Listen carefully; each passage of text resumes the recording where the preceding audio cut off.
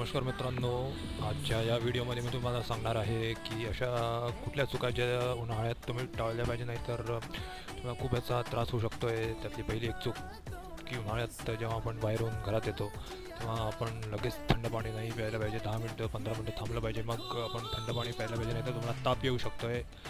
अजून एक चूक जे खूप लोक करतात करतात म्हणजे ते करावी लागते, कारण की घराच्या बाहेर पडावं लागतं.